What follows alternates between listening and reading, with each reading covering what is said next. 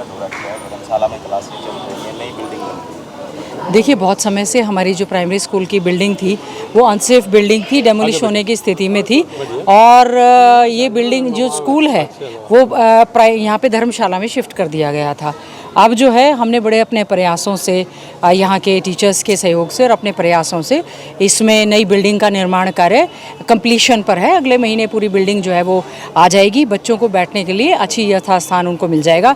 और बड़ा दुख हुआ इस बात को देख के, क्योंकि बिल्डिंग अनसेफ थी, तो क्योंकि ज़्यादातर गरीब तबके के बच्चे यहाँ पर आते हैं, EWS हैं, गरीब दलित बच्चे यहाँ पर आते हैं, लेबर्स हैं, उनके बच्चे हैं। तो ये अनसेफ की वजह से यहाँ पर ड्रॉप आउट रेट भी ज़्यादा बढ़ गया था, बच्चों की संख्या घट गई। मैं उम्मीद करती हूँ कि नई बिल्डिंग में जब बच्चे आ जाएंगे तो उसके बाद बच्चों की भी संख्या बढ़ेगी। साथ ही साथ में जैसे 5 पोस्ट हैं, यहाँ पर केवल 2 ही टीचर हैं जो कि पहली, दूसरी, तीसरी, चौथी, पाँचवीं को ऐसे पढ़ाते हैं, जिससे कि मैं समझती हूँ काफ़ी ज़्यादा फ़र्क पड़ता है। और बाकी इन टीचरों पर भी वर्कलोड बहुत ज़्यादा पड़ता है। तो इस और सरकार को पूरी गंभीरता से ध्यान रखना चाहिए कि जो रेगुलर वैकेंसीज़ हैं उनको भरे, कम से कम, या ट्रांसफ़र के माध्यम से भरे। तो इसका मतलब ये सिद्ध होता है कि रैशनलाइजेशन की पॉलिसी के तहत जो ट्रांसफ़र्स की गई हैं वो सही नहीं है। कई जगह पर बच्चों की संख्या ज़्यादा है, टीचर्स कम है, कई जगह टीचर्स की संख्या बहुत ज़्यादा है, बच्चों की संख्या कम है। तो इसका मतलब ये सही तरीका नहीं है। तो आज मैं यहाँ पर जो प्राइमरी स्कूल है वहाँ पर आई हूँ, दूसरा प्राइमरी मॉडल स्कूल है वहाँ पर भी जाऊँगी, और जो नई बिल्डिंग बन रही है। और यहाँ पर आने के बाद ये पता चला कि यहाँ के स्टाइफंड स्कॉलरशिप लंबे समय से आ नहीं रहा है। जो कांग्रेस सरकार में चौधरी भूपेंद्र सिंह हुड्डा जी ने पहली कक्षा में जो बच्चा एडमिशन लेता है 12वीं तक स्टाइफंड रेगुलर देते थे ताकि बच्चों की संख्या बढ़े, वो यहाँ पर आ नहीं रहा है। बच्चों की यूनिफॉर्म का पैसा भी यहाँ पर उनके खाते में लंबे समय से डला नहीं है। तो ये सब विषय हैं जो कि मैं विधानसभा में कम से कम मैं शिक्षा के नाम पर कोई राजनीति नहीं करना चाहती। हम चाहते हैं जो हमारे क्षेत्र के जो अनसेफ स्कूल हैं, और ये सरकार का ध्यान तो पूरी तरह से सरकारी स्कूलों के प्राइवेटाइजेशन पर है।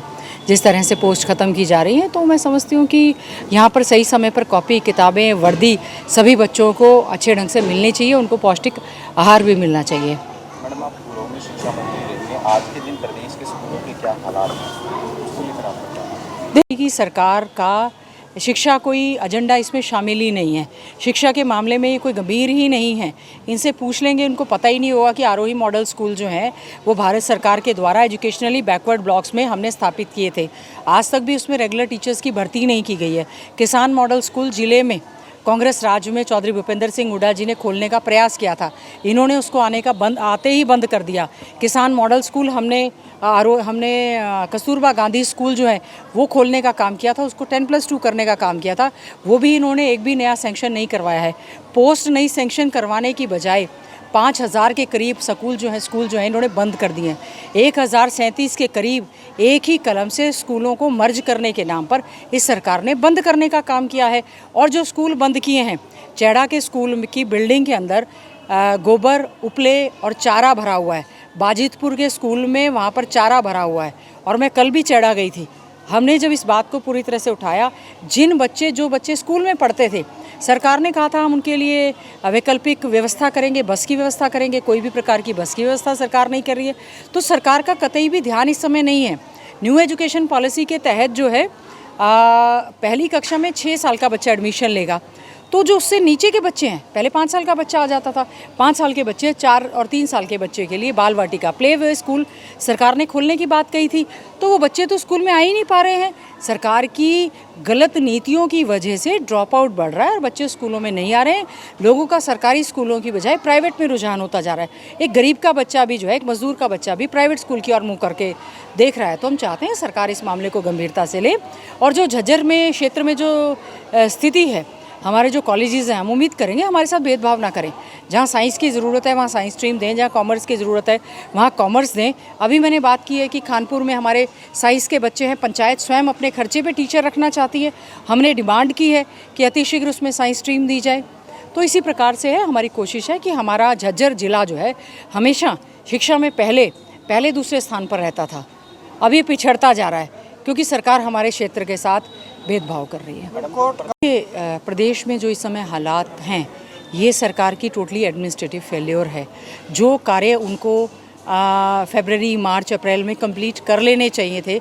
मानसून सत्र आने के बाद, मानसून बारिश आने के बाद, बाढ़ आने के बाद निकले हैं।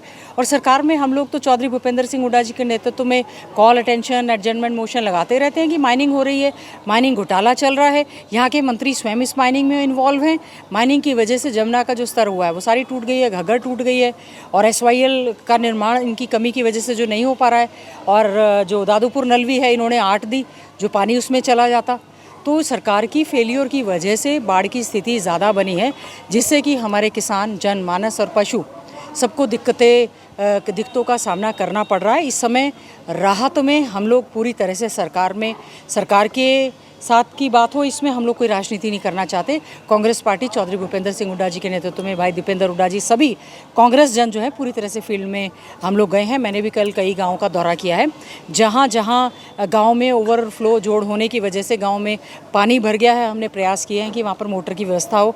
कई जगह पर पंचायतें स्वयं पाइप खरीद कर लेकर आ रही हैं। और हमारा ये प्रयास है कि जो व्यवस्था सरकार को करनी चाहिए थी सही समय पर उन्होंने किया नहीं। ये तो भ्रष्टाचार में लगे हुए हैं।